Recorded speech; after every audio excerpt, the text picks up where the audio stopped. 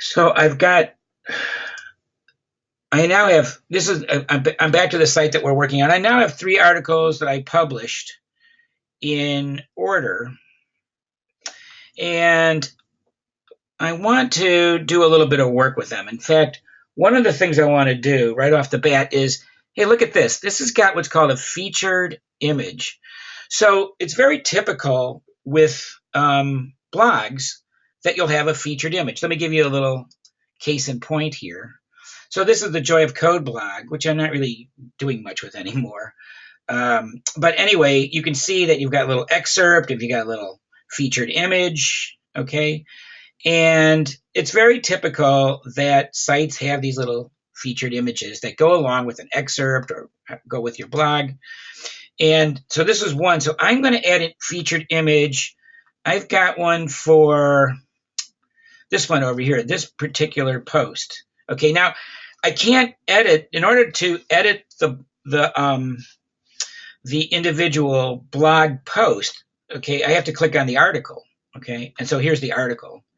And I'm going to go into here, and now I'm going to edit this. I'm just going to do it this way, okay? And this is all set up nice and good. And right over here, featured image. And I'm going to use, where's my guy? Is he here somewhere? I thought he was here, so I'm going to have to get my guy. So let's just upload the guy. And we'll just go to images and blog, and where's our man? I don't seem to see our man. Here he is. Okay. So I'm just going to pump him in over here. Okay. It looks like that's our guy. Anyway, if it's not, we're going to use him anyway. So that's going to be our featured image. And yes, I should put in an alternative text description. I'm just going to leave that out to save some time. It would say like, illustration of man watering his garden. And here he is. So this is ready to go. Well, not really. You got to do the updating. Okay. So we're going to update.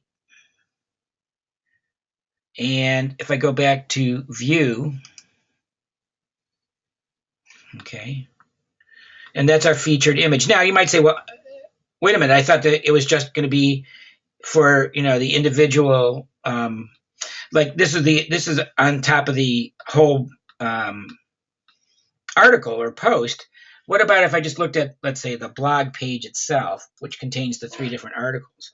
Well, let's see, there it is, and there it is. Now, I don't particularly like this theme, the way it treats featured images. So, if I didn't know coding, maybe I would be using another theme. It's just my preference, and I'm not really crazy about how featured images are treated with this theme. Every theme is going to treat these featured images a little bit differently. So this is the way this one treats it. One other thing to do when you have a long post, let's just see one thing here. Let's say this was, let's say this would be a long post. Now, it's not really. But if you want, you can, so I'm back here. This time I'm going to edit the page or the post this way, okay? And you can do something like this. So if it was really long, I'm just going to put in what I call the cutter or page cutter or post cutter. Just a little button right over here. And this is like read more or more. And I'm going to update again. Okay. And let's go back and take a look at what that does.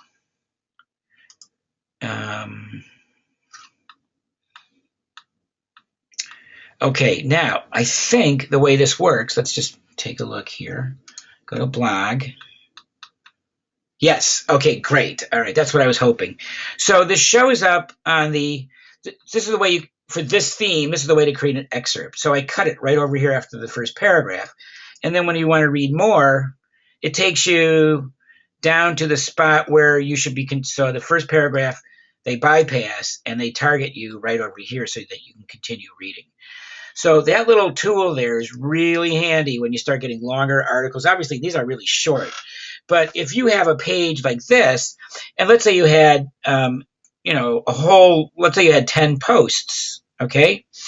You wouldn't want to have them. You would maybe just want to do an excerpt, 1 paragraph of each. Now, speaking of 10, I use that number in particular, because if you go over here to settings,